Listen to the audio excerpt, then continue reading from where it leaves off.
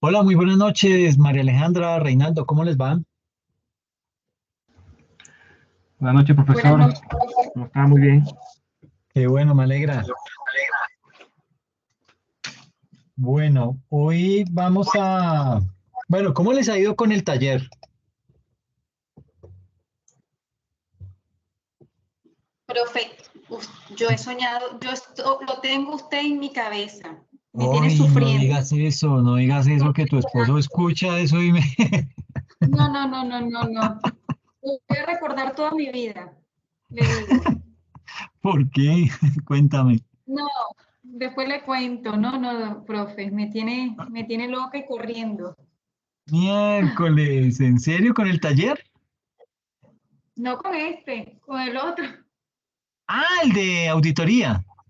Ah, bueno, no sé si Reinaldo está ahí también. Creo que estamos los dos también. Qué vaina. No, yo todavía no he adelantado nada. Solamente he adelantado la materia, pero Ay, Dios mío. Profe, el hasta fin de lloré. semana sí Ay, me mi esposo pongo me dijo juicioso. ahorita, me dijo mi esposo, cógela con calma porque lloré y todo, pasé todo el día No, trabajando en eso. María. No, no, no, no, no, fresca. Cógela suave porque no se trata de eso tampoco. Y muy largo y como no tengo experiencia, no tengo así como habilidad en eso y uy, me ha dado duro, profe. Me he estado el día hoy, uy. No, Eso fresca. y Tienes. eso que yo trabajo en una firma y los auditores se sentaron, tengo dos y no. Le dije, no, porque yo no me encargo de eso. Yo no me encargo de eso. Entiendo, entiendo. Ay, Sí, María, sí, no, pero no le eches mucha tiza al tema. sí. Trata de guiarte con los formatos que les he compartido y básicamente con parte de los dos videos de las dos últimas sesiones, esos te van a ayudar mucho a sacar el tema, pero no tienes que hacer nada sofisticado, no, no, no, es simplemente un proceso de planeación, más o menos con todo lo que hablamos el día de ayer. Es eso, no tiene que ser pegado a la letra, no tiene que ser eh, algo muy, qué sé yo, real, ¿sí? Si no, pues puedes inventarte las cifras, puedes inventarte la empresa, pero que eso no te vaya a amargar y a dañar, pues, las noches. Yo digo, pues, ¿cómo estudio?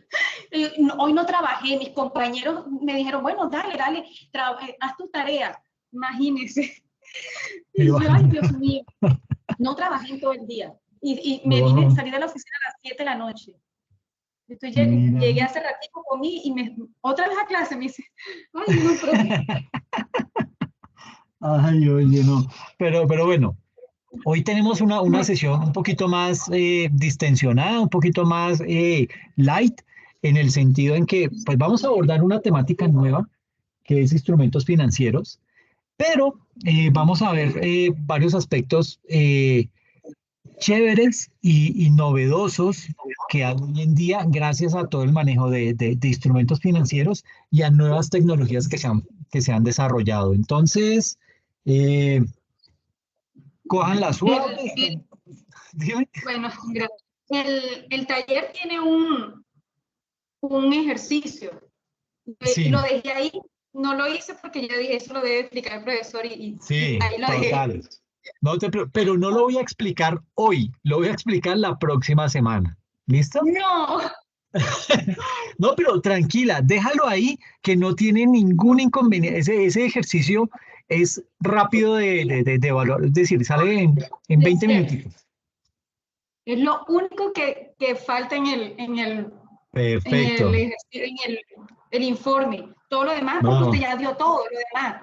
Los otros sí, sí, dos exacto. ejercicios también ya los hizo en clase, ya los explicó y ya yo los hice y todo. Me faltó esto. Perfecto, qué bien. No, ya tienes eso al otro lado. Y ese ejercicio es bien interesante, pero se los tengo que explicar paso a paso. Entonces, no te preocupes por Ok, eso.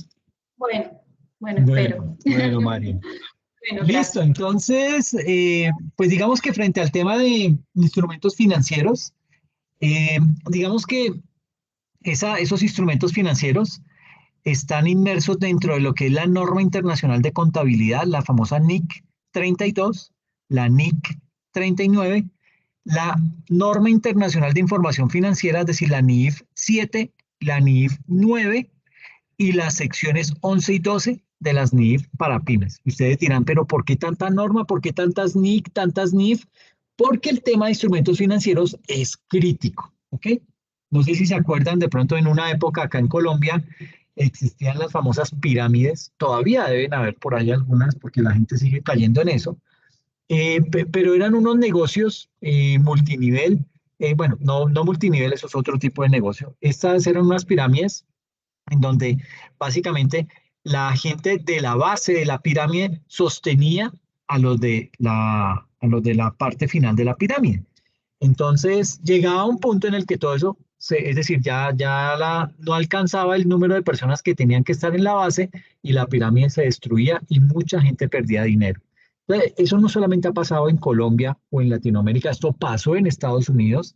No sé si han escuchado el caso de Bernard Madoff, en donde este señor hizo una pirámide, pero con todos los yuppies de Wall Street.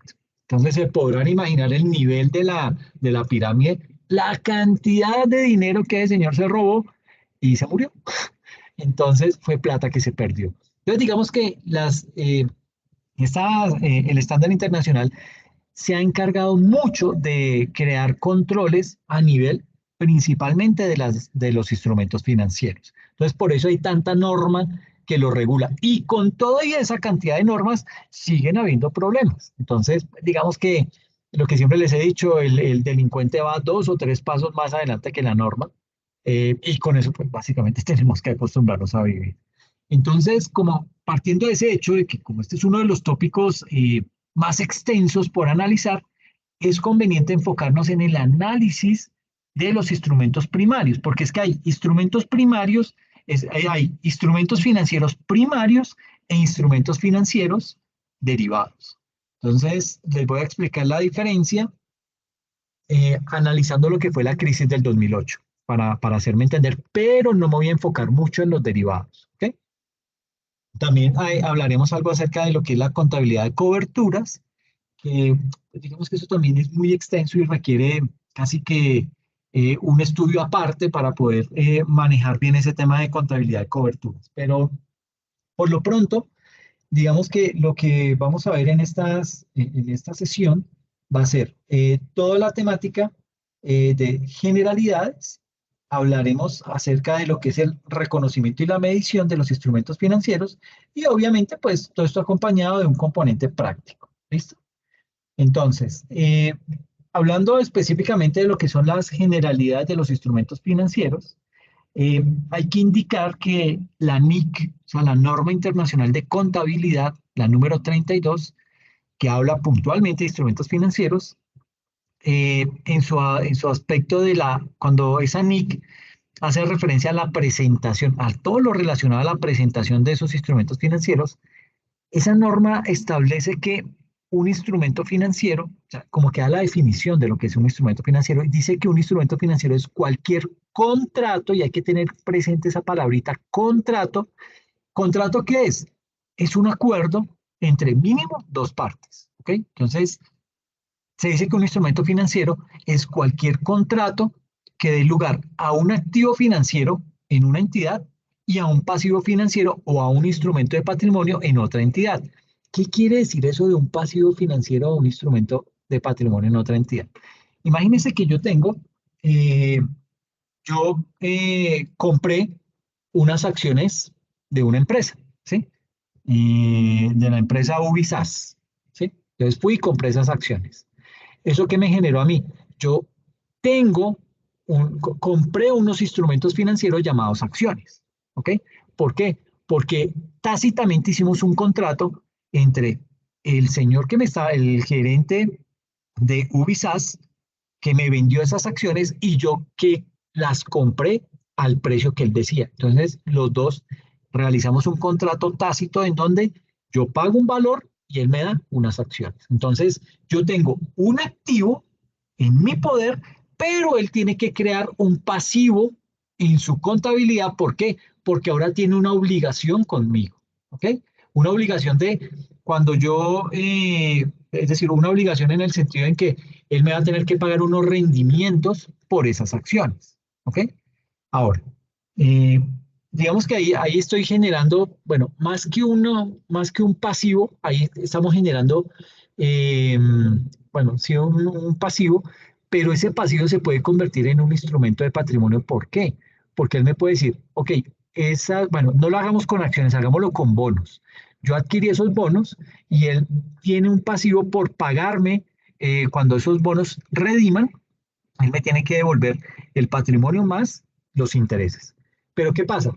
Que él me puede decir, mire, al final esos bonos, cuando venzan, yo no le voy a devolver la plata, sino que le voy a devolver acciones. Entonces, se convirtió ya no en un pasivo para él, sino en un instrumento de patrimonio. Es decir, él va a tener una disminución en su patrimonio, en sus acciones, y yo voy a tener ese incremento. Ahora yo ya tengo una inversión en una compañía de la cual pues eso me hace partícipe en las utilidades de esa empresa. Entonces, digamos que aquí hay que notar que se incluye el concepto de contrato dentro de esa definición de instrumento financiero, y es importante comprender que en el contexto colombiano esas magnitudes contables tenían sus propias definiciones, en las cuales digamos que había una existencia de contratos formales, o bueno, puede que sean contratos formales o no formales, y la contabilidad la reconocía más por su forma legal que por el fondo económico. Aquí en Colombia hacemos siempre esas cosas. Nos preocupa más lo legal que lo económico, o en el caso de la contabilidad nos preocupa más poderle reportar una información o sustentarle unas cifras a la autoridad tributaria que para poder utilizar esas cifras y poder tomar decisiones financieras en la empresa. O sea, y a ese nivel llegamos en nuestro país. Pero bueno, cerrando ese paréntesis, ¿qué es entonces un instrumento financiero? Un instrumento financiero es un contrato monetario entre dos partes con el que se puede operar y de igual manera puede llegar a liquidarse. El contrato, ese contrato, genera un activo para el comprador y un pasivo financiero para el vendedor. Digamos que el tipo de activo hace referencia a la forma que puede tomar un instrumento financiero. Por ejemplo, puede tomar una forma de una materia prima, de una acción, de un bono, de un derivado, de una divisa. Entonces, esos instrumentos financieros pueden clasificarse de acuerdo al tipo de activo y también puede diferenciarse entre instrumentos complejos y no complejos. Así las cosas, digamos que a nivel de tipos de instrumentos financieros podemos contemplar los siguientes. En primera instancia, estos derivados. Digamos que los derivados juegan un papel muy importante porque, digamos que yo tengo un instrumento financiero primario, ¿sí? Por ejemplo, tengo una hipoteca y de esa hipoteca se puede desprender un derivado, un swap. Un swap es como, haga de cuenta, como un seguro, ¿ok? Un seguro con esteroides. Entonces, ese swap ya es un derivado. ¿Por qué? Porque se desprendió de un instrumento primario. ¿Listo? ¿Qué pasó, por ejemplo, en la crisis del 2008? Sucede que la crisis del 2008 nació por allá en 1994, cuando Bill Clinton, en campaña, se puso a decir, mire, yo voy a luchar para que todos los norteamericanos tengan su casita propia, ¿sí? Y voy a hacer todo lo posible para crear políticas públicas orientadas a que todo norteamericano tenga su propia casa. Entonces, pues claro, todo el mundo, uy, este man nos va a dar casa, y claro, arrancaron a votar por el hombre, lo eligieron presidente, y pues el hombre, a diferencia de lo que pasa en Latinoamérica, allá sí hay que cumplir lo que se dice en campaña. Entonces este señor dijo, ok, bueno, reunió a todos sus colegas y a todo su cuerpo de trabajo y les digo, hermano, yo dije en campaña que teníamos que darle casa a todos los norteamericanos, entonces ¿cómo me van a sacar de ese chicharrón? Entonces por allá un señor levantó la mano y dijo, no, pues fácil. Eh, Aquí en Estados Unidos, al igual que pasa en muchos países de Latinoamérica, eh, usted puede adquirir una casa nueva si paga el 20% de cuota inicial de ese bien, ¿sí? O si es una casa usada, usted tiene que pagar el 30% del valor de esa casa, del valor de ese bien inmueble. Entonces, en Estados Unidos existía lo mismo. Entonces, si usted quería tener una casa, entonces pague el 20% y luego empieza a pagar las cuotas para que esa casa en algún momento sea suya. ¿Qué pasa? Que, digamos, en Colombia es muy común tener crédito hipotecario. Por lo general se saca a 15 años. En Estados Unidos, por lo general, es a 30 años. Y en Estados Unidos y en Europa. Pero digamos que eso es por el precio de la tierra y los bienes raíces y todo eso. Pues en Colombia de pronto es un poco más barato, por eso se da un crédito a 15 años máximo a 20 años, pero no se ve a 30 años, como si pasa allá en Estados Unidos. Entonces, ¿qué dijeron? Pues los muy sabios dijeron, no, pues hermano, quite que el norteamericano que quiera una casita, pues que no pague cuota inicial, se le financia el 100%. Aquí lo que tenemos son bancos con muy buen músculo financiero para soportar eso. Y listo, bien, quitémosle eso. ¿Qué más? Eh, no, pues no solamente les quitamos el tema del pago de la cuota inicial, sino que les vamos a dar un crédito a 30 años, ¿sí? Eh, y pues digamos que va a ser con unas cuotas de interés bajitas. Y de esa forma, pues la gente puede acceder. No les vamos a pedir tanto papeleo. Y bueno, y si se meten ahí los inmigrantes, no, pues también, démosle casa a esa gente también. Pues igual, eso nos va a ayudar a reactivar el sector inmobiliario y el sector inmobiliario jalona otros sectores de la economía y sigue creciendo nuestra economía en Estados Unidos. Yo digo, Bill Clinton, listo, de una, hagámosle. Salieron con eso, empezaron a vender hipotecas como si no hubiera mañana. Es una venda y venda y venda. Es más, hay películas que hablan de esa crisis, bastante buenas. Entonces, pues claro, los bancos empezaron a levantar todos esos requisitos, ¿sí? Y dijeron, no, esto es ley, pues toca hacerlo porque fue lo que dijo el presidente y pues hagámosle.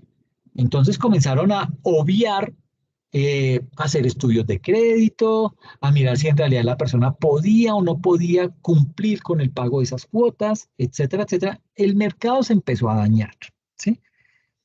¿Por qué? Porque vuelvo y digo, ya no se hacían estudios de crédito, simplemente el que quería comprar una casa, listo, venga, ¿cuál es? Ok, le presto esa plata, vaya y dígame a qué constructora le giro, yo le giro esa plata para que yo le den a usted el apartamento y usted me empieza a pagar a mí. Claro, se empieza a mover todo ese sector y en la medida en que hay más oferta, bueno, en la medida en que hay más demanda, la oferta aumenta y por ende el precio aumenta. Entonces empieza a subir el costo de la vivienda, cada vez subía más, subía más, subía más. Los créditos se van reajustando al valor de esos incrementos. Entonces cada vez las personas tienen que pagar una cuota más alta. ¿Ok? Eso obviamente pues llevó a que muchas empresas, muchas personas pues digamos que no pudieran cubrir esos pagos. Pero ¿qué pasa? Que por allá en el 94, bueno, cuando queda Bill Clinton como presidente de Estados Unidos, pues, y sacó esa ley levantando todos esos requisitos para obtener casa, los bancos sí no fueron bobos y dijeron, uy, hermano, esto, aquí puede haber un problema. Eso es un riesgo para nosotros, pero como nosotros no somos bobos, pues nos vamos a cubrir de ese riesgo y vamos a protegernos de eso. Entonces, básicamente lo que hicieron fue crearon, ellos le llaman innovaciones financieras, un nombre muy particular, y básicamente, ¿qué hicieron? Cogieron paqueticos de a 50 hipotecas, las metieron ahí, crearon un paquetico y le dijeron a una aseguradora, le dijeron, oye hermano, ¿por qué no creamos una especie de seguro, llamémoslo un swap? ¿Por qué swap? Porque se desprende de una hipoteca.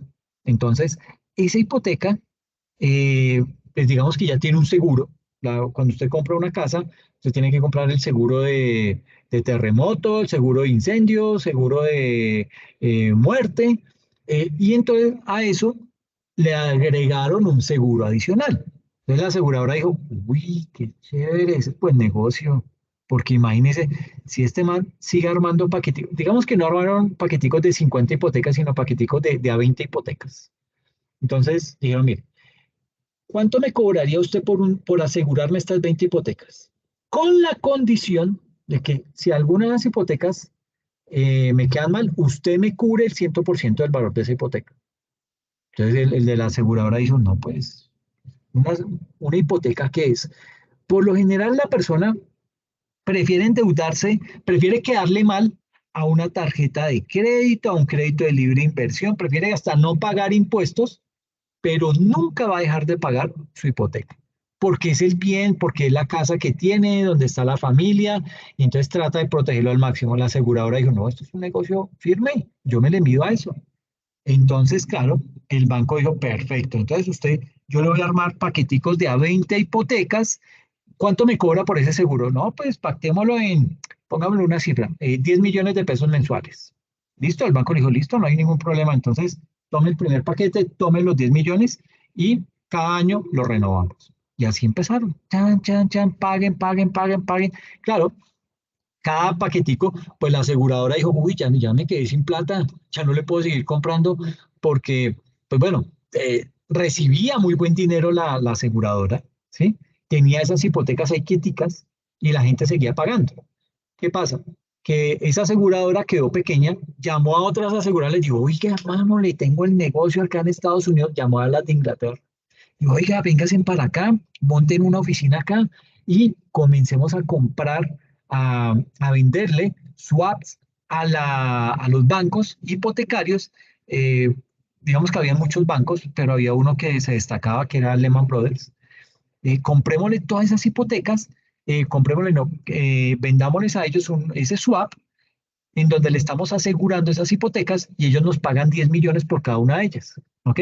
Y obviamente pues usted me da una comisión y no sé qué, ahí hacían su negocio.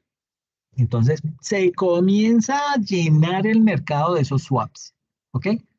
Entonces, en la medida en que la gente va viendo que hay mucha facilidad de comprar casa y usted inmigrante, enfocándonos principalmente en el inmigrante como tal, el inmigrante que dice, no, pues yo estoy acá arrimado en este país y si tengo la oportunidad de tener una casita, pues bienvenido sea, le hago y fue, hizo las vueltas, le dieron su casa, este man comienza a pagar sus cuotas y como la oferta, como la demanda empieza a subir, la oferta también comienza a subir a la medida de la demanda y el precio también sube. Entonces, eso fue haciendo subir el costo de la vivienda, por ende el costo de los intereses, por ende el costo de la cuota. Entonces, cada vez las personas tenían que pagar más y más y más, hasta que llegó un punto en el que las personas dijeron, no, mire, sabe que me quedó grande, no puedo, tome su apartamento, tome su casita, muy rico vivir ahí, pero no voy a seguir dejando de comer por pagarle a usted, señor banco. Entonces, olvídese, no le pago más. Y pum, entonces el banco dijo, ay, el primero que me quedó mal. Señora aseguradora, mire, este señor me quedó mal, me hace el favor y me paga esta hipoteca. Claro, la aseguradora dijo, ¿cómo así que le quedaron mal y por qué? No, no quiso seguir pagando, que porque está muy caro. Cuando se empieza a venir toda esa demandada de clientes que empiezan a devolver sus inmuebles, el banco obviamente se queda con el inmueble, recupera el valor de la hipoteca por el seguro, por el swap, no perdió nada, ¿sí? Se quedó con esos bienes que después los remata, recupera el dinero, pues ya lo había recuperado de la aseguradora, entonces no pierde absolutamente nada. ¿Qué pasó? Que las aseguradoras sí se fueron a la quiebra. Se van a la quiebra las aseguradoras, se van a la quiebra algunos bancos también, porque sobre esas hipotecas, ellos hacían otro tipo de negocios y se caen esos negocios, se cae el sector hipotecario y estos bancos comienzan a quebrar. ¿Qué pasa? Que el gobierno dice, uy, ¿cómo así que se me está cayendo el sector financiero? Comienza a inyectarles capital. ¿Cuánto necesita? No, tantos billones de dólares, tómelos, no se preocupe, tómelos y siga adelante, ¿ok? Y comienza a rescatar bancos, ¿sí? Pero les dije, les nombré a Lehman Brothers, porque a Lehman Brothers ya le habían dicho, le había dicho, no me acuerdo en el 2008 a quién le tocó ese chicharrón, eh, creo que fue Obama, bueno, no sé. El caso es que el presidente de turno llamó a Lehman Brothers y les dijo, hermano, pilas que ustedes están vendiendo hipotecas sin estar realizando un buen estudio de crédito, le están dando crédito de hipotecario a todo el mundo. Entonces, pilas porque si usted quiebra, yo no lo rescato. Y esos manes les dio lo mismo, siguieron y siguieron en la misma hasta que quebraron. Le pidieron rescate al gobierno y el gobierno les dijo, no, mis amores, yo ya les había dicho que ustedes venían mal y tras del hecho que les iba a pasar eso y que yo no los iba a rescatar, entonces de malas. Se quebraron, eso trajo una gran crisis económica a nivel de Estados Unidos y a nivel de Europa. Eh, Aquí en Latinoamérica tocó, pero digamos que no fue tan fuerte el impacto, pero el impacto fuerte se sintió en las grandes economías. Eso fue lo que pasó gracias a estos derivados, ¿ok? Gracias a esos swaps que crearon para poder proteger las hipotecas, porque pues básicamente el sector financiero sí se dio cuenta que allá había un nivel de riesgo muy alto, que eso en cualquier momento se iba, como dice Petro, a despiporrar, y pues ahí tenemos la situación. Entonces, eso como para ilustrar un poco lo que son los derivados. También tenemos a nivel de instrumentos financieros lo que son los bonos. Un bono es bueno, ¿qué es un derivado? Es un activo cuyo valor, como su nombre lo indica, depende del valor de otro activo. Entonces, en el caso de las hipotecas, ese swap que se había creado, que era como un seguro de esa hipoteca, es decir, significa que ese swap, su valor depende de otro activo, depende de una hipoteca. ¿Ok? El activo del que depende el valor del derivado toma el nombre de subyacente, o sea, la hipoteca es un subyacente y puede estar representado en acciones, en valores de renta fija, en índices bursátiles, entre otros. También tenemos los bonos, que son valores que representan una deuda que tiene la empresa emisora con las personas que los adquieren. Por ejemplo, acá en Colombia se da la situación de, por ejemplo, el gobierno nacional, cuando necesita plata, ¿qué hace? Emite unos bonos de tesorería y esos bonos de tesorería, por lo general, el primer cliente al que va y se los vende es a los fondos de pensiones. Entonces los fondos de pensiones dicen, ay, pucha, este man vuelve a sacar bonos y toca comprarle mínimo el 30% de los bonos o mínimo el 30% del capital que tiene a esa fecha el fondo de pensiones.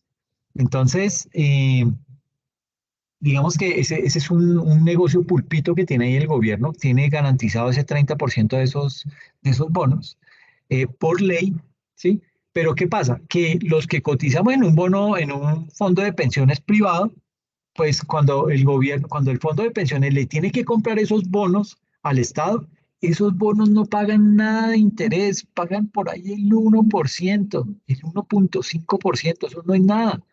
Con una inflación ¿en cuánto está hoy? Como el 12%, y nos pagan un interés del 1%, o sea, no estamos haciendo absolutamente nada. Entonces, es un mal negocio. Por eso es que muchas veces se encuentra que los rendimientos cuando le llega el extracto del fondo de pensiones privado, le dice, mire, no hubo rendimientos esta vez, o en el peor de los casos le dice, hubo pérdida. ¿Ok? Entonces, pues mucho de eso se debe a esos bonos que le tiene que comprar por ley los fondos de pensiones al gobierno nacional central. ¿Ok? CDT, certificado de depósito a término, es la inversión en la que el cliente entrega dinero a una entidad financiera por un plazo establecido previamente para que al final la entidad le entregue el capital junto con los intereses. ¿Ok? Eh, Eso por ahí. Otro instrumento financiero, bueno, una cuenta de ahorros, es el depósito que realiza el cuentaviente con disponibilidad inmediata y que le genera algo de rentabilidad durante un periodo determinado según lo que esa persona logre ahorrar. Los TES, que son los títulos de deuda pública emitidos por el gobierno y que son administrados por el Banco de la República, igual que los bonos, en la fecha de vencimiento se paga al inversionista el dinero que invirtió más los intereses. ¿Ok? Estos son los TES, que son estos bonos y que se los compran los fondos de pensiones al gobierno nacional. Las acciones. Las acciones representan la propiedad sobre una empresa Son títulos de renta variable porque la utilidad económica que se obtiene al invertir en ellos depende de los resultados que tenga la empresa en un momento dado. Fondos de valores. Son carteras constituidas y administradas por sociedades o grupos de personas que tienen como fin estimular y desarrollar el fondo de valores invirtiendo el dinero en diferentes instrumentos de inversión que ofrece el mercado de capitales.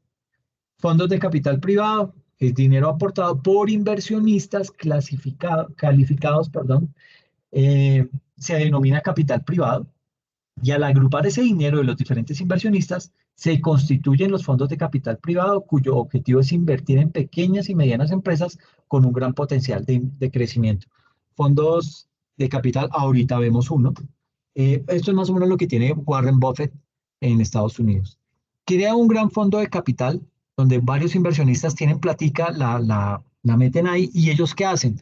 Con base en una serie de estudios y análisis, dicen, compremos acciones de tal empresa, invirtamos en tal gobierno, comprémosle bonos a ese gobierno, hagamos tal tipo de acción, de transacción. Eso es lo que hace un fondo privado, un fondo de capital privado.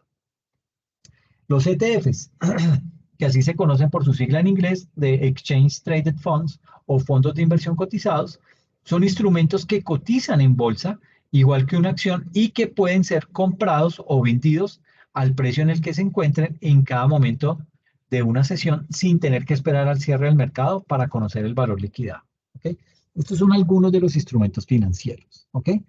Pero hay que hablar de un aspecto bien importante porque esto pues también digamos que hay fuertes cambios en temas de instrumentos financieros, todo gracias a ¿qué? A los desarrollos tecnológicos que se han venido presentando. Entonces, en ese orden de ideas, esto hace referencia a DeFi. DeFi se conoce a lo que son las finanzas descentralizadas. ¿Qué es una finanza descentralizada? Cuando no interviene una entidad financiera. Entonces, el desembarco de las finanzas descentralizadas es este artículo, y dice que las finanzas descentralizadas son un conjunto de aplicaciones basadas en redes blockchain que en principio no necesitan intermediarios para funcionar. El auge de estos productos financieros, que tienen características similares a los servicios tradicionales, podría cambiar en cierta medida el sector de las finanzas y trae consigo oportunidades y desafíos. Entonces, quiero que escuchemos este video, porfa. Es cortico. El sector financiero sigue un modelo que podríamos ¿Ahí escuchan? llamar de finanzas centralizadas. ¿Sí? Sí, sí. Ah, perfecto, gracias. Porque son los bancos los que canalizan los pagos, por ejemplo, cuando usamos la tarjeta o el móvil o hacemos un Bizum, y son los bancos los que intermedian el crédito, toman dinero en depósito y lo prestan. Y llevan también el registro de todo, lo que cada uno tiene en su cuenta, lo que debe por su préstamo, etc. Desde hace unos años existe una tecnología llamada blockchain que permite pagar electrónicamente sin intermediarios. ¿Cómo funciona? Cada persona que lo quiere usar tiene una dirección personal, como si fuera su dirección de email. Y en esa dirección tiene guardado el dinero. Bueno, no lo tiene guardado, sino que está apuntado cuánto dinero tiene. El blockchain, o cadena de bloques, es como el registro de cuánto dinero tiene cada dirección. Y solamente su dueño puede mover el dinero a otra dirección, usando una clave que es muy difícil de adivinar. Lo que es distinto es que ese registro y control del movimiento entre cuentas no lo lleva un banco, ni una empresa o persona, sino que lo mantienen cientos de miles de ordenadores interconectados y cada uno conserva una copia completa del registro. Un tema muy interesante es que en la cadena de bloques se pueden guardar también programas informáticos llamados smart contracts, que contienen las reglas por las que se rige cada producto financiero concreto. Por ejemplo, si pides dinero prestado, el programa incluye las reglas del préstamo, la duración, el tipo de interés, controla las garantías que tienes que poner y todo lo que conlleva ese préstamo. En realidad, no le estás pidiendo dinero prestado a nadie en particular, se lo estás pidiendo a un programa informático que tiene dinero porque otras personas se lo han prestado. Esto es lo que hoy en día se conoce como finanzas descentralizadas o DeFi. Las finanzas descentralizadas están en una etapa muy inicial, pero están creciendo muchísimo y pueden cambiar cómo funciona el sector financiero, permitiendo que cualquiera, a cualquier escala, pueda participar tanto para usar como para ofrecer servicios financieros sin más intermediario que un programa informático. DeFi también permite que surjan nuevos tipos de intermediarios que faciliten la interacción con esos programas, aunque será más fácil cambiar de unos a otros que en el esquema centralizado actual. El sector financiero está siendo el primero, pero la descentralización mediante smart contracts almacenados en el blockchain va a extenderse a prácticamente cualquier sector de actividad. Es lo que se conoce como Web 3.0, la nueva versión de Internet en la que los servicios están más descentralizados. Nos espera un futuro fascinante. Esa es como la diferencia entre, digamos que ahí estamos viendo los bancos versus Uber, como el Uber financiero. Eso es más o menos, poniéndolo en palabras coloquiales, lo que son esas finanzas descentralizadas. Es decir, están sacando a los bancos como intermediario, ¿ok? Que fue lo contrario a lo que hicieron los taxistas. Los taxistas, en lugar de haber creado una alianza estratégica, haber creado algo frente a la competencia que se venía con Uber, lo que hicieron fue hacerle la guerra a Uber y pues mire hoy el problema en el que se encuentra. Esta gente, los bancos, sí dijeron, oiga, esta gente del blockchain nos van a poder sacar del mercado. Más bien, asociémonos a ellos, desarrollemos aplicaciones que le faciliten a la gente el hacer transacciones, el que ellos mismos puedan manejar sus finanzas sin que nosotros estemos intermediarios, pero que nosotros tengamos algo de control frente a ese tipo de desarrollos. Eso es lo que están haciendo hoy en día las entidades financieras, utilizando las finanzas descentralizadas bajo tecnología blockchain para desarrollar nuevos productos financieros. Entonces, para allá va este tema de las finanzas, o sea, vamos a estar realizando transacciones financieras sin necesidad de tener un banco de por medio, que eso es bastante bueno. ¿Okay? Al chat les acabo de compartir dos vínculos, uno pues el de este video y otro de un blog que también habla acerca de lo que son las finanzas descentralizadas. Les voy a copiar ahí otro link para que pues puedan, digamos que complementar ese estudio y tengan, pues digamos que más herramientas para aprender acerca de todo esto que son las finanzas descentralizadas. ¿Listo? Bueno, eso por ese lado. Digamos que me voy a salir de este video. Vuelvo aquí a mi presentación.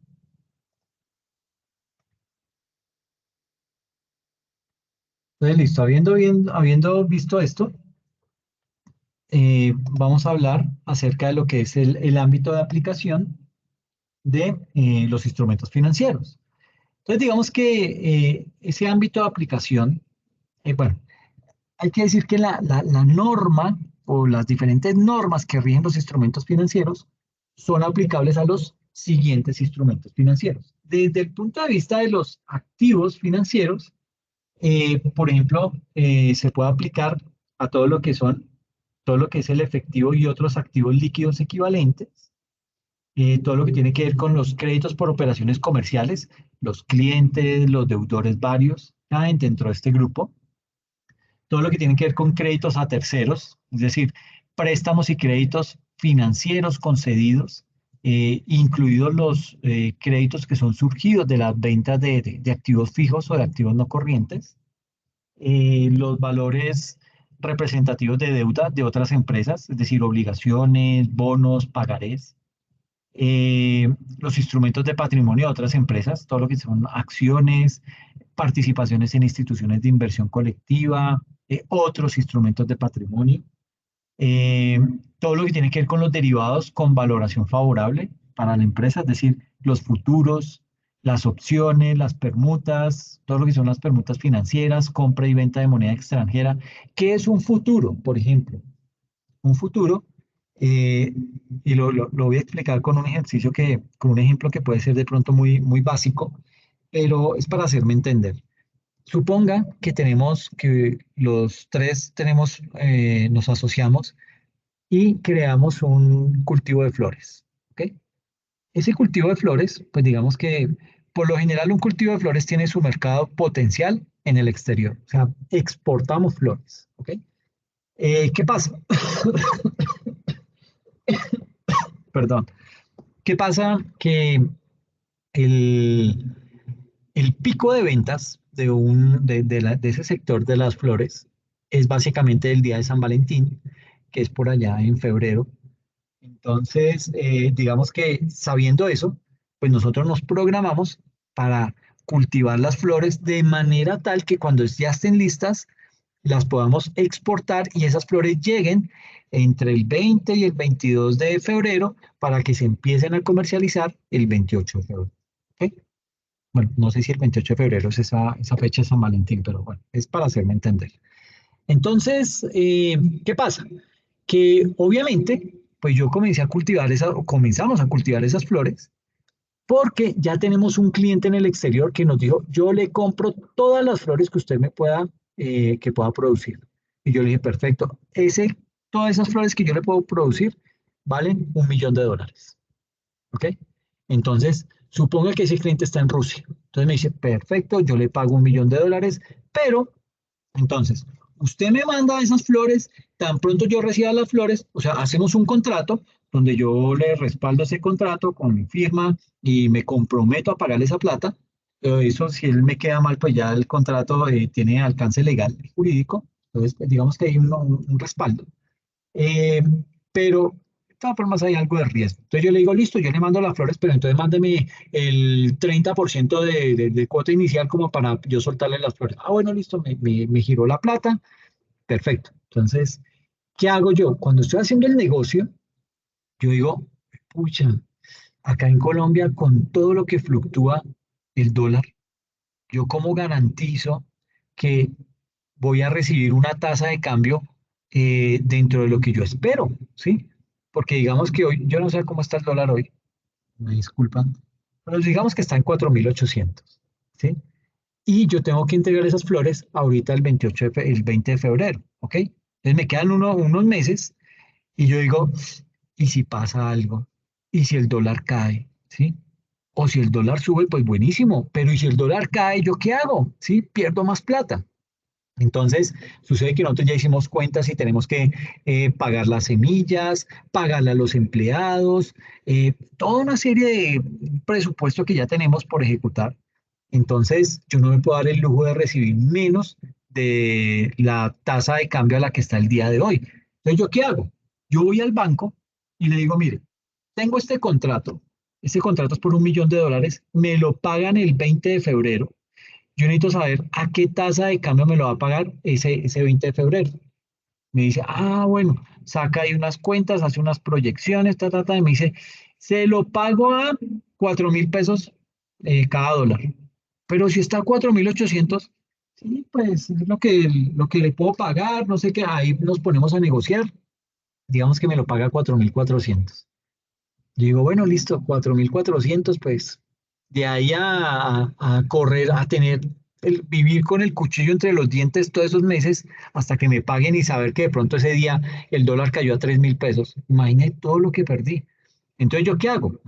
Creo un derivado que se llama un futuro y ese futuro lo que dice es, mire, sobre esas flores que aún no existen, a futuro yo le voy a pagar, cuando ya usted la logre exportar, le voy a pagar por cada dólar que va a recibir 4.000 pesos, 4.400, ¿ok? Entonces yo ya con esos 4.400 hago cuentas. Yo digo, ah, bueno, ya listo. $1.000.000 a 4.400, eso me da como 4.400 millones de pesos. No creo que da un poquito más. Pero bueno, digamos que recibo esa plata y yo ya con eso, que es fijo, yo digo, ah, bueno, ahora sí voy a poderle pagar a los empleados. De pronto a estas alturas yo ya no tengo plata, pues fácilmente voy y me endeudo en un crédito, saco esa plata, le puedo pagar el salario de noviembre, le puedo pagar el de diciembre con la prima, las prestaciones, todo lo que tengo que pagarles y aparte puedo hacer contratos para el siguiente año porque ya tengo esa platica ahí y ya me estoy preparando para la siguiente temporada. Entonces, eso es lo que así funciona un futuro, ¿listo? Los futuros por lo general funcionan con materias primas, con petróleo, con minerales como el carbón, con las flores, etcétera, etcétera. Básicamente se enfoca en materias primas. ¿Listo? Y el último ítem de estos activos financieros tiene que ver con Otros activos financieros que pueden ser depósitos en entidades de crédito, ¿sí? Pueden ser anticipos y créditos al personal, fianzas y depósitos que se hayan constituido, dividendos por cobrar, etcétera. En otras palabras, digamos que un activo financiero es un derecho contractual a recibir efectivo cuando en el futuro. Eso es un activo financiero. Pero así como hay activos financieros, hay pasivos financieros, ¿ok? Frente a los pasivos financieros, tenemos los siguientes. Tenemos los débitos por operaciones comerciales, como cuáles, los proveedores y los acreedores varios. También tenemos unas deudas con entidades de crédito.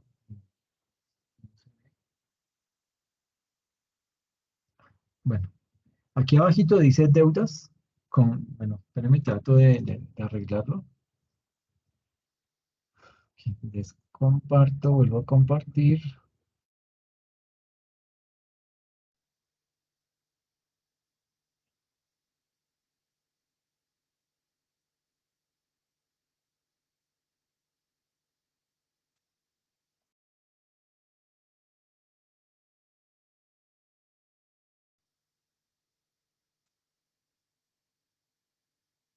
Listo.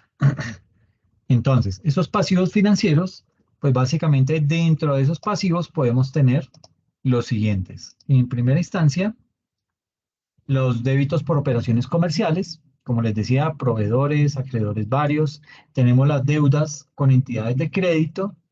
Tenemos las obligaciones y otros valores negociables emitidos, bonos, pagarés, ¿sí? Aquí los derivados con valoración desfavorable para la empresa.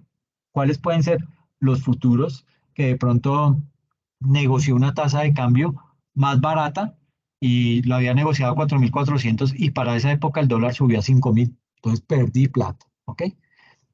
Permutas financieras, compraventa de moneda extranjera a plazo y por último, otros pasivos financieros en donde caben lo que son deudas con terceros como préstamos y créditos financieros que han sido recibidos de personas o de empresas que no sean entidades de crédito. Ahí caben también las deudas surgidas en la compra de activos no corrientes, las fianzas y depósitos recibidos y desembolsos exigidos por terceros sobre participaciones. Es decir, estos pasivos financieros, eh, digamos que un pasivo financiero y un instrumento de patrimonio, como una acción o un instrumento de capital, representa una obligación contractual de entregar ¿qué? Efectivo. ¿Cuándo? En el futuro. Eso es un pasivo financiero. ¿Ok? Y aquí entonces esto da pie para abordar un tema que resulta un poquito inquieto en el siguiente sentido. Me salgo aquí de la presentación, cierro esto, me voy aquí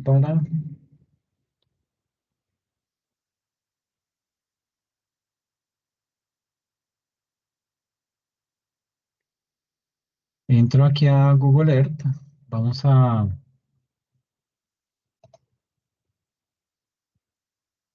hacer una búsqueda, porque les quiero mostrar un caso en el cual los instrumentos financieros se manejan para mal, ¿ok? Y usted mira, pero ¿cómo así que para mal? Si esto no se supone que son instrumentos que de pronto tienen algún tipo de control, que están avalados por las normas internacionales.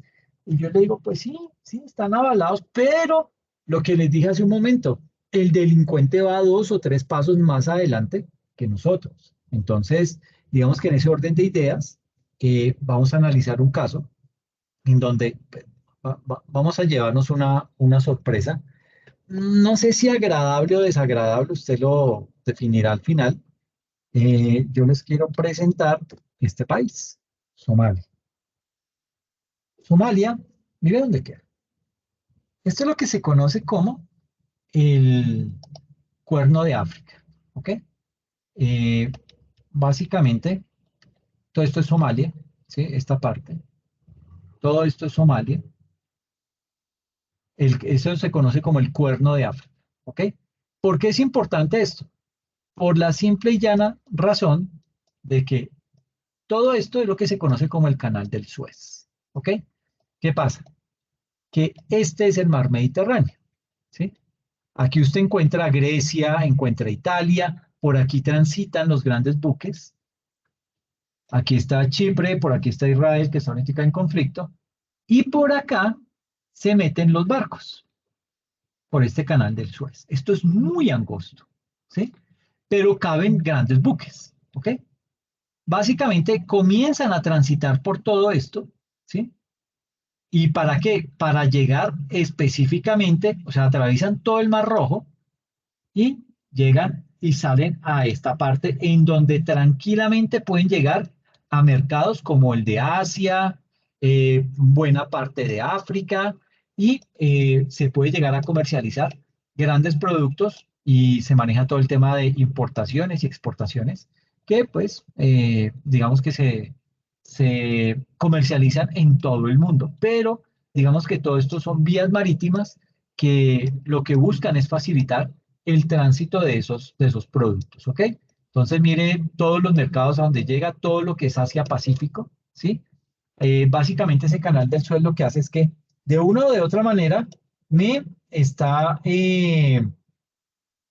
permitiendo la comunicación entre el mar Mediterráneo y el Océano Índico, ¿ok? Eso es lo que hace esta comunicación, ¿ok? Entonces, eso es lo que hace este canal del Suez. ¿Ok? Por aquí pasan y atraviesan toda esta parte. ¿Ok? Una parte que resulta ser bien conflictiva y que fue donde se atravesó un barco y formó un gran tráfico, un gran trancón de barcos en épocas pasadas. Entonces, aquí digamos que este fue el barquito que se atravesó. ¿Sí? Eh, y digamos que ahí esto fue, el trancón que se formó fue el 24 de marzo del año 2021 y esa noticia fue la que abrió todos los titulares del mundo. Decía, el canal del Suez ha sido bloqueado por un gigantesco buque portacontenedores encallado en sus aguas. Esto lo dijo el New York Times ese día, el 24 de marzo del 2021. Sucede que uno de los barcos más grandes del mundo era un barco taiwanés, se llamaba el Ever Given. Ese barco quedó completamente encajado en lo que conocemos y lo que les acabo de mostrar ahorita como el canal del Suez. Ese es un canal egipcio. ¿Y qué hizo? Mire que quedó totalmente atravesado, o sea, no se varó en forma vertical, no, se quedó totalmente atravesado en el canal del Suez. Imagínense lo angosto que es esto. O sea, con eso les muestro todo. Ahora, esto es un gran buque, ¿sí? Un buque portacontenedores. Pero digamos que al quedar ahí atravesado, pues no había barco que pudiera pasar por ese canal del Suez. Y entonces usted se podrá imaginar el gran problema que se armó. Y eso fue durante una semana completa, ¿ok? Lo curioso de todo esto es que ese canal del Suez es el paso que une por mar Europa con Asia y con África Oriental. Y gracias a estar situada en una posición tan estratégica del canal del Suez, sucede que por ahí más del 50% de todo el cargamento transportado por mar en todo el mundo pasa por ese canal. El 50%, imagínense lo neurálgico que termina siendo esto y el problema que formó este buquecito ahí atravesado. ¿Ok? Básicamente, bueno, aquí les estaba mostrando, este ya es una diapositiva. Esto es lo que hace el canal del Suez. Por aquí pasan y aquí fue donde quedó atravesado. ¿Ok? Eh, digamos que ese canal del Suez es algo así como una arteria, pero una arteria con esteroides, una arteria, la arteria aorta del transporte mundial. Y debido a eso, a lo importante que es ese canal del Suez, eh, con ese bloqueo que tuvo, pues eso fue una catástrofe, ¿sí? Una catástrofe a nivel mundial y a nivel logístico, porque muchas empresas quedaron varadas por eso, ¿sí? Y teniendo en cuenta que tuvo tan solo 7 días de interrupción, o sea, ningún barco pudo transitar por ahí durante 7 días por culpa de ese barco que quedó ahí atravesado, y esos 7 días provocaron unas pérdidas más o menos estimadas en 10.000 millones de dólares. Imagínense la cifra, 10.000 millones de dólares. Ahora, bajemos un poco más el foco, ¿sí? Me devuelvo aquí a mi internet.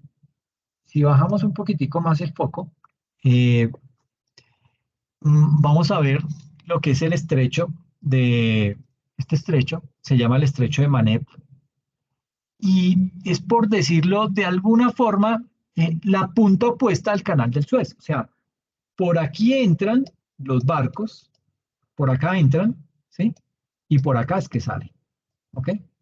Entonces mire que es tan estrecho el comienzo como el final, ¿sí? Ahora, todo barco que quiera pasar por ese canal, antes o después, tiene que pasar por ahí.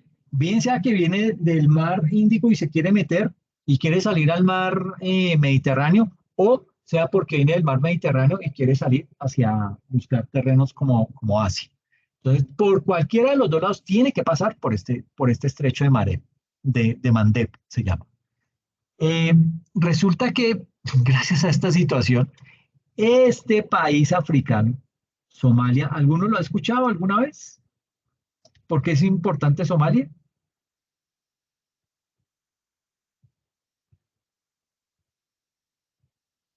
Ok, La he escuchado, pero no sé por qué es importante. ok. Pues básicamente es importante por su nivel de delincuencia. ¿Por qué? Porque digamos que han desarrollado un potencial criminal impresionante para hacer de las suyas. Entonces, digamos que Somalia, eh, para quien no lo sepa, pues resulta inconfundible porque es esta punta. Toda esta, o sea, viene de acá abajo, llega a esa punta y sigue aquí este pedacito. Todo esto es Somalia, ¿sí? Es un país africano, ¿sí? Eh, y digamos que básicamente ese cuerno de África, ahí está ubicado ese país, Somalia. Y gracias a estar situado en esa zona tan absolutamente estratégica para todo lo que es el tráfico marino internacional, pues Somalia se ha convertido en que en la cuna de la piratería moderna. Y usted dice, pero la piratería se acabó hace mil cantidad de años. Sí, pero mire, todavía hay piratería. ¿Y qué pasa? Aquí hay, digamos que todo este sector es bien complejo. Primero, aquí tenemos Israel, ¿sí? Con Gaza y con Cisjordania. Aquí tenemos a Jordania, que también, pues digamos que está como de amiguis todavía con Israel, pero esto en cualquier momento le da mal genio y se pone bravo. Tenemos aquí todo lo que es Egipto y la península del Sinaí. Tenemos al Líbano, en donde está Hezbollah. Tenemos a Irak, tenemos a Siria y tenemos a Irán, que es todo esto. ¿Ok? Entonces, Irán le da plata a Hezbollah, que está aquí en el Líbano, para que ataque a Jerusalén. Jordania, pues ahorita está tranquilo. Siria también le tiene bronca a Israel y lo ataca de vez en cuando. Eh, y Arabia, pues ahorita tiene un procesito ahí de paz y le dice, mire, usted no me hace nada y yo no le hago nada. Entonces, usted tranquilo conmigo y yo tranquilo también con usted. Pero aquí está Qatar, que Qatar financia a Hamas, que está aquí en Gaza, ¿ok? Entonces, que es el grupo terrorista que se metió a Israel y mató a 1.400 personas de una forma descarada, descabellada, con todo lo inhumano que se quiera decir. Eso lo hizo con dinero de Qatar, a donde fue el mundial pasado. Entonces, básicamente, aquí hay otro país, que es Yemen, que también de vez en cuando le manda uno que otro misil a Israel, ¿sí? ¿Qué está pasando hoy en día? Mire dónde está Somalia y mire dónde está Yemen.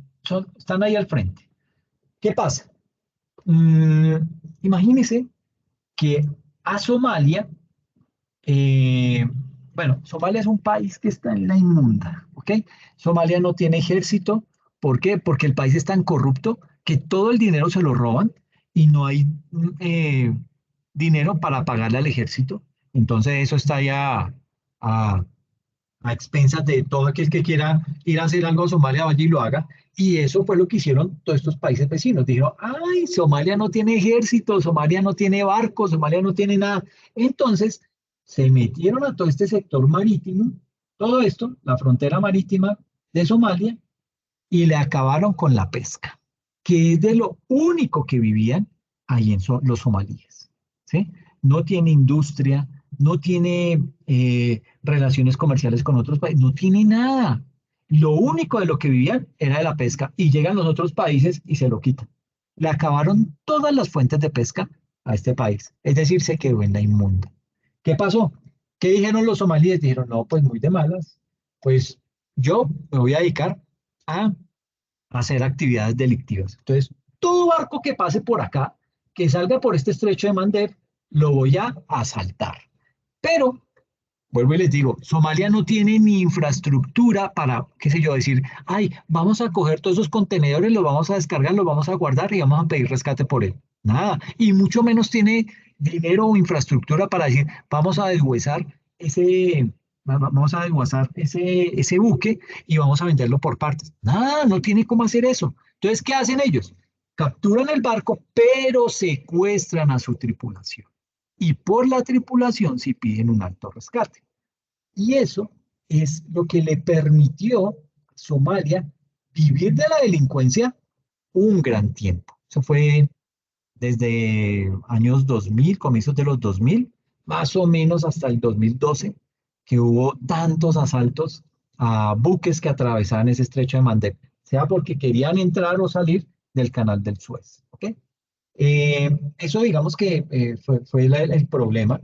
Entonces, no solamente se dedicaron a asaltar y a secuestrar a la tripulación de todos los buques que pasaban por este sector, sino que además cogían a todos estos señores que venían de Yemen, que también son terroristas, tienen una gran ala terrorista, ¿y qué hacen?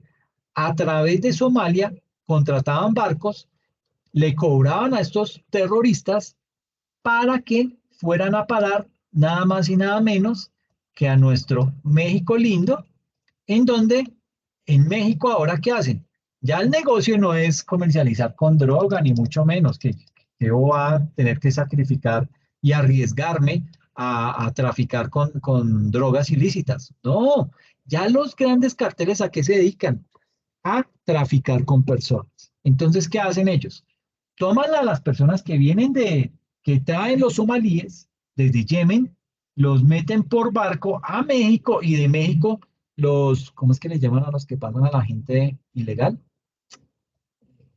Bueno, se me olvidó el nombre. Los coyotes. Los coyotes, exacto, muchas gracias, María. Esos coyotes, ¿qué hacen? Se aliaron con los carteles mexicanos y ahora se dedican a pasar personas de manera ilegal a través del Río Grande que separa a Estados Unidos de México y por ahí pasan a las personas de forma ilegal a Estados Unidos. ¿Y qué hacen esas personas que vienen de Yemen? Pues esos son musulmanes, ¿sí? ¿Y esos musulmanes qué hacen? Esos no son una almita de Dios. Muchos de ellos son terroristas que están preparados hasta para inmolarse sin ningún dolor y pues se meten a Estados Unidos y cometen actividades terroristas, ¿ok? Por un lado eso. Ahora, sucede que nuestros amigos de Venezuela, Venezuela con el régimen, ¿qué hizo? Le dio pasaporte y visa como si no hubiera mañana a todos esos musulmanes de Yemen, de Siria, de Irán, del Líbano, para que vengan, se instalen en Venezuela y desde Venezuela invadan todo Sudamérica y prácticamente Latinoamérica, se dispersen y sea mucho más fácil realizar actividades ilícitas que les permita financiar a sus proyectos guerrilleros o a sus proyectos, bueno, guerrilleros es muy poco decir, a sus proyectos terroristas y de esta manera seguir creciendo como lo han venido haciendo. Ahora, aquí hay terroristas de terroristas y qué pena que metiéndome en un tema de instrumentos financieros me esté tocando temas de geopolítica, pero digamos que es interesante el tema en el sentido en que yo les decía que si bien es cierto, acá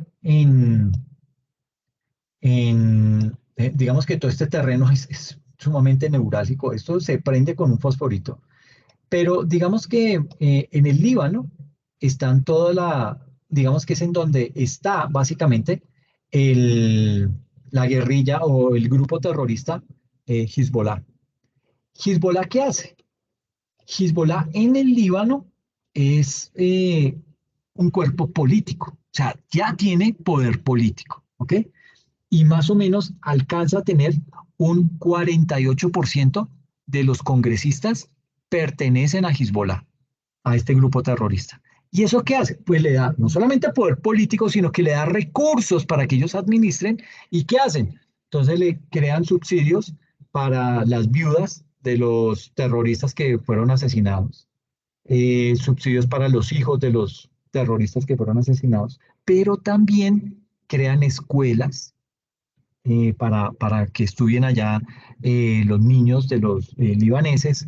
Eh, en época de pandemia, ese grupo terrorista pudo, digamos que ayudó a mitigar un poco el impacto de la pandemia en el Líbano, gracias a los hospitales que tenían, gracias a las vacunas que adquirieron, todo por, o todo a través de Hezbollah, que como les digo es un grupo terrorista que hoy en día está atacando y que donde ese grupo terrorista le saquen la piedra y se enfrente con Israel, ese sí que lo pone a temblar. Yo creo que es el único grupo de esa región que es capaz de hacerle algún daño grande a Israel. ¿Por qué? Porque son más de 100.000 militantes, ¿ok? Y aparte, tienen toda la plática que proviene de nuestro amigo Irán, ¿ok? Entonces, se podrán imaginar lo que todo esto representa a nivel de conflictos y hasta dónde puede llegar. Entonces, Irán le da la plata a los terroristas de Hezbollah que están en el Líbano, pero esta gente destina muchos recursos, no solo para su brazo armado, que como les decía, son más de 100.000 militantes, ¿sí?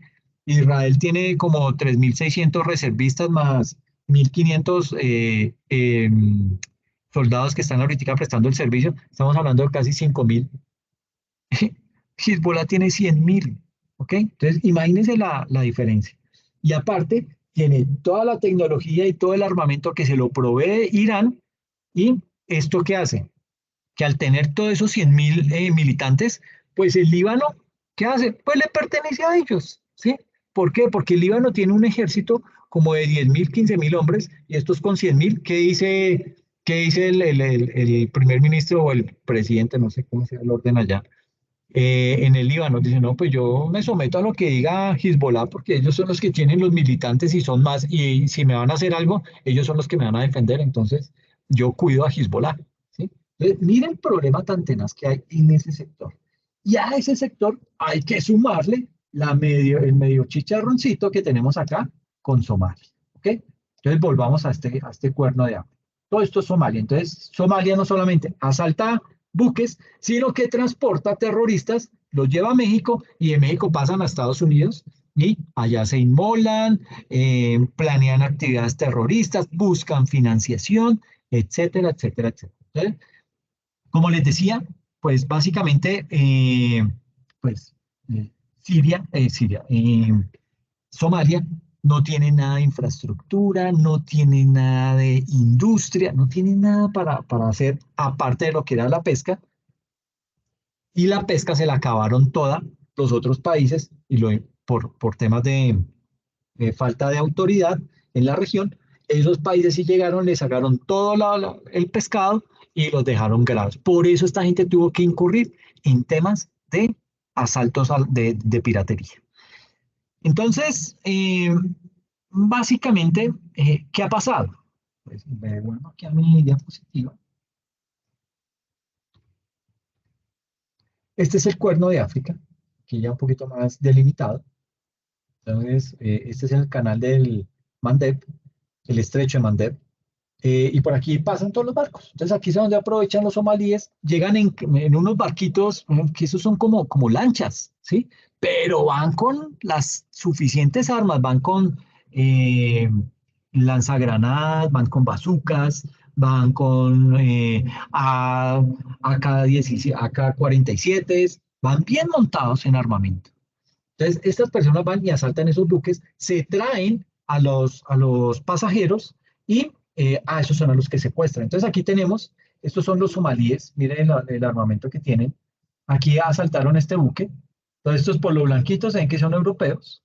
Entonces, lo que hacen es que los secuestran a ellos. Miren, estos son los barcos que utilizan, las lanchas. Ahí se llevan a las personas, piden rescate y obviamente pues las empresas pagan el rescate para que estas personas vuelvan al buque, sigan su tránsito y lleven la mercancía a donde la tienen que llevar. ¿Ok? Entonces, mire lo crítico que se convierte esto.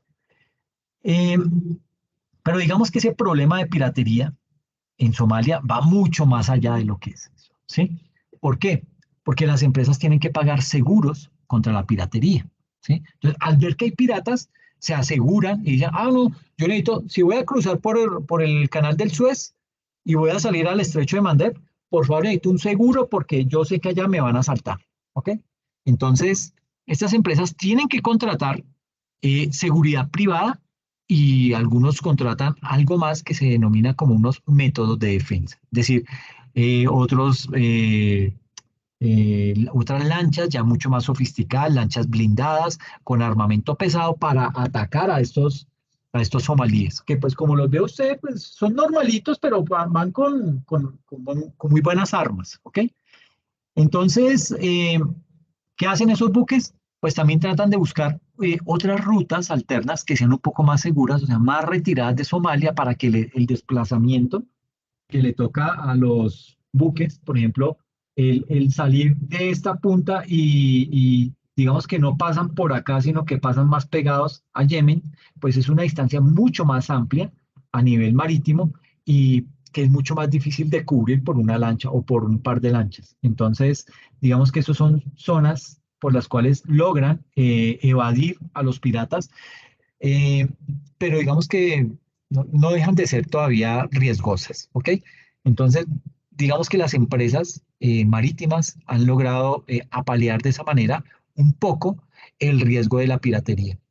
Y todo eso, digamos que también pues, genera unos efectos económicos indirectos. Por ejemplo, la pérdida de turismo, ¿sí? O de comercio en toda la zona. ¿Por qué? Pues precisamente por el peligro que supone, provoca graves daños a países colindantes como lo es Djibouti, y como lo es Kenia, que también queda por acá, que Kenia es como el Suiza de África, ¿ok? Entonces es un país que es muy visitado y de por sí África tiene muy buen turismo, pero lo que lo daña es las guerras internas en las que viven estos países. Todos los países viven agarrados. Ellos son muy ricos en minerales raros y eso genera muchas discordias. Entonces, teniendo en cuenta lo que hemos hablado acerca de el tranconcito que formó el buque Ever Given, ¿sí? Eso fue todo un drama y lo que generó en pérdidas 10.000 millones de dólares, ¿sí? Entonces, ese impacto, eh, digamos que generó grandes pérdidas para ellos y todo lo que trajo en retrasos para la logística mundial. Y aparte de eso, digamos que todos los costos de la piratería, pues han casi que duplicado las pérdidas de las empresas por eso. Eh, pero bueno, digamos que lo más interesante de toda esta historia es que en realidad la piratería en Somalia no está bajo mando de grandes bandas criminales, como lo vemos acá. Estos son los soldados que van y hacen el trabajo feo, ¿sí? Eh, digamos que mm, el tema de la piratería en Somalia, digamos que surgió, o bueno, su origen, digamos que estuvo bañado con buenas intenciones y de actos que pues muchos considerarían justos. Es más, ese tipo de piratería encierra todo un entramado político de lo más interesante y además se trata de un negocio criminal, pero abierto a prácticamente todo el mundo. ¿Qué quiero decir con abierto? Imagínense que desde pequeñas familias locales, ¿sí? Ah, bueno, aquí le estoy señalando los delincuentes. Eh, los piratas somalíes cuestan a la economía global 18.000 millones de dólares, según un informe de la CNN, ¿sí? Pero imagínese, bueno, estos son cómo se transportan los somalíes con sus armas, este es un mapa de Somalia, los conflictos en todo el este de África, Somalia y su guerra civil. Es decir, esto es una zona pobre, corrupta y llena de conflictos por doquiera. Usted por donde mire en África hay problemas, ¿ok?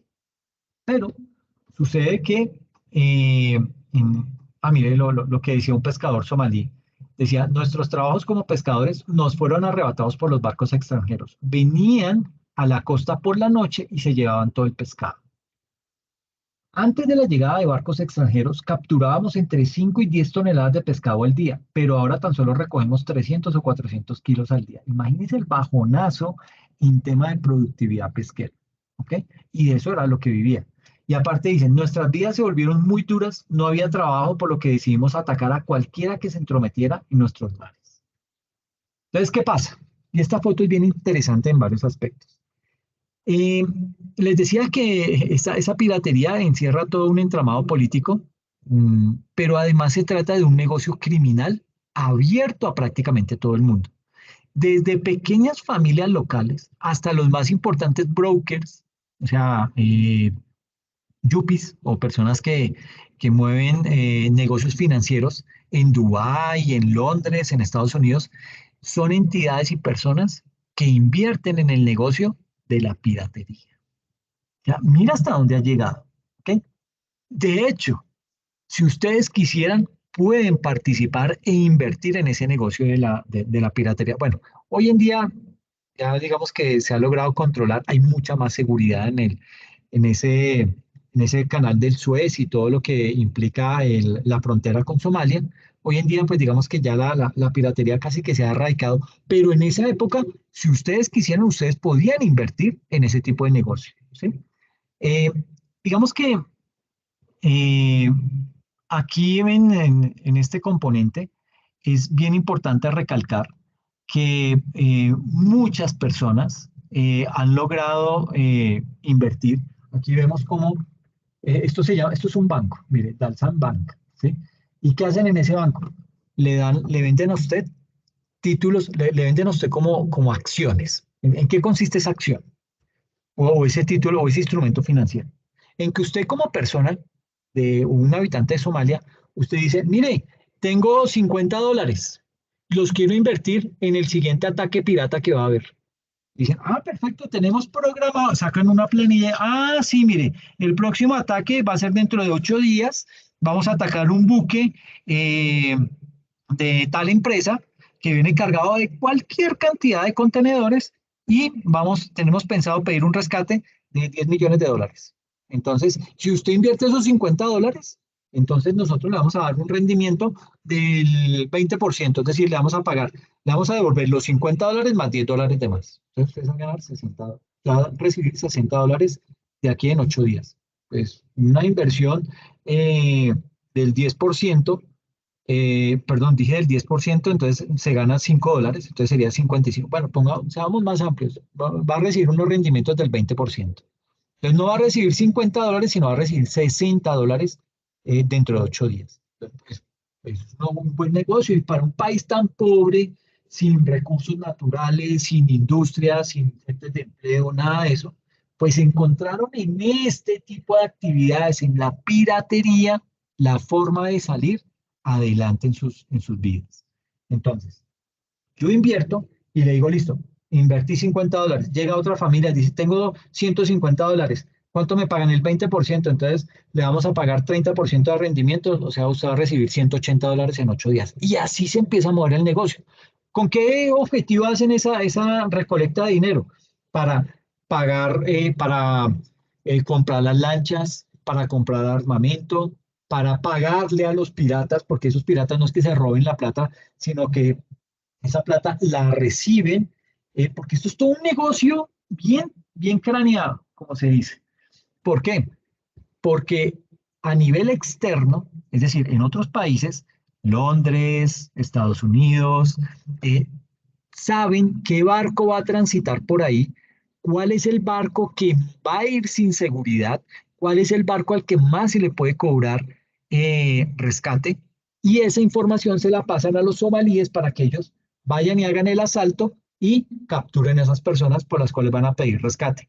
Pero adicional, Esas personas que están en Londres, que no son de Somalia, son eh, personas que trabajan en las bolsas de valores con mucha experiencia y capacidad de negociación. ¿Qué hacen? Son los que negocian con las empresas. Y le dicen, ay, qué lástima, no me diga que le secuestraron el barco, no me diga que le secuestraron ¿cómo le dicen? A los que manejan el barco, a la tripulación. Le dicen, sí, hermano, y me están pidiendo 10 millones de dólares. Entonces ellos llaman y dicen, hermano, llaman, ese señor que está hablando con la empresa que le acabaron de secuestrar el buque, llama de Somalia y les dice, hermano, ya no pida 10 millones, pida 15, porque este man está asustado y es capaz de soltar esos 15 millones. Entonces, claro, esta gente dice, listo, le secuestramos a las personas, páguenos 15 millones de dólares y le soltamos a esa tripulación. Esta gente está del cuello, porque tiene la tripulación retenida. Toda la prensa está enfocada en esos secuestrados. Y aparte tiene la mercancía ahí medio embolatada. Entonces tiene un problema, dice el man, ¿sabe qué? Le pago esos 15 millones de dólares, hermano, suélteme a esa gente ya, que cojan el barco y sigan para donde tienen que ir. Y reciben los 15 millones de dólares, obviamente le tienen que dar una platica, una comisión a estas personas que son unos yuppies de verdad, que trabajan en bolsas de valores, que son los que se encargan de hacer la negociación y le pagan su comisión y esta gente se queda más o menos con unos 13, 15, 12 millones de dólares, que son los que reparten entre los que invirtieron, le generaron esos rendimientos y les queda una platica para invertir en seguir invirtiendo en el negocio de la piratería, comprar más armas, pagar entrenamientos para que a estos piratas pues no los vayan a matar tan fácil, ni mucho menos, en caso de pronto que haya algún tipo de conflicto a mar abierto. Eso es lo que está pasando en Somalia. Aquí dice, la compra de acciones está abierta a todo el mundo. Quien quiera puede formar parte del negocio, ya sea como pirata en el mar o en tierra aportando armas o materiales de utilidad. Nosotros hacemos de la piratería una actividad comunitaria y ahora se ha vuelto la principal actividad económica en nuestra área. Los locales dependemos de su éxito. Estos son piratas somalíes en una declaración que le hicieron a la agencia Reuters, de una agencia de noticias. Entonces, mire lo importante que esto se termina convirtiendo, ¿ok? Aquí secuestraron un barco, el barco Alacrana. Por este barco pidieron una gran cantidad de rescate, ¿sí? Pero pues digamos que así se ha venido moviendo, ¿sí? Eh, y digamos que es el mecanismo que encontraron en Somalia para poder medio apalear la situación tan dura que estaban viviendo en ese país. No sé si quieren comentar algo.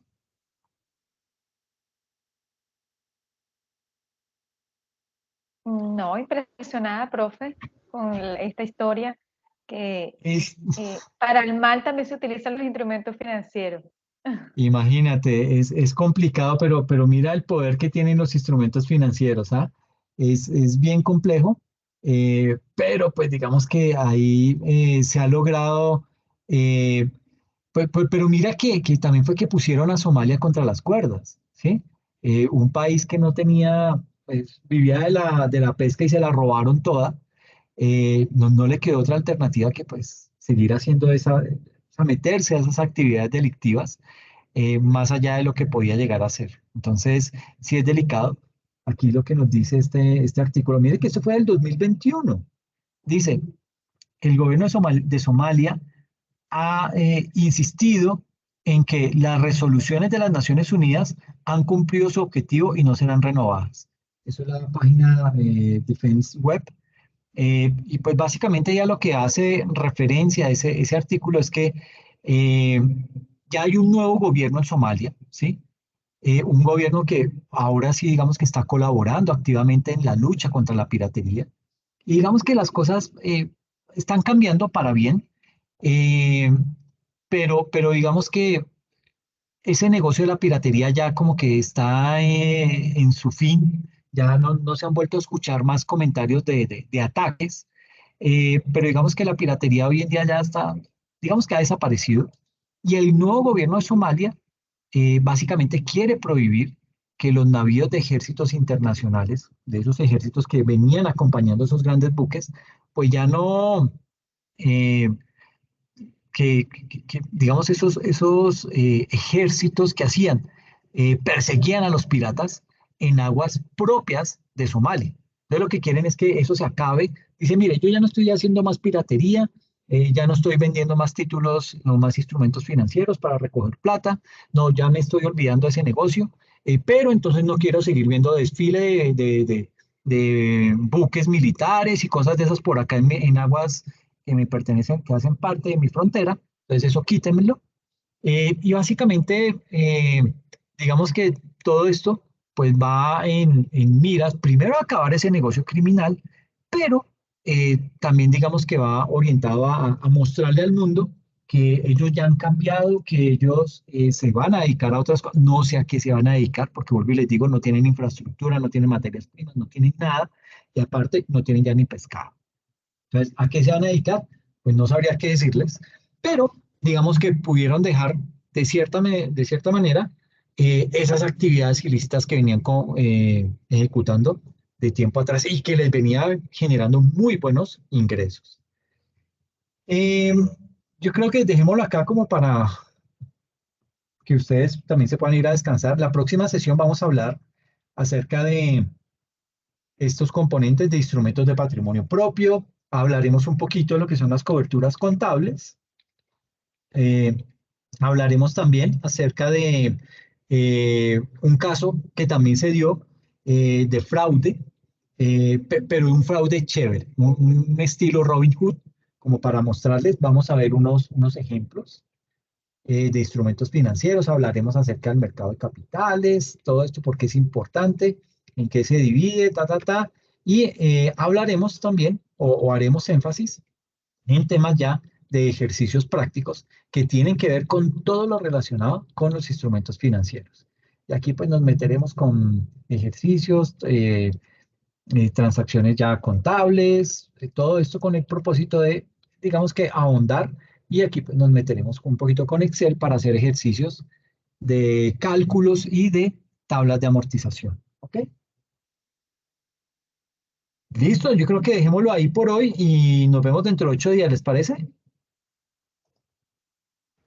Sí, señor, muchas gracias. Perfecto, profe. No, a ustedes, cuídense mucho, descansen y pues les deseo lo mejor, ¿ok?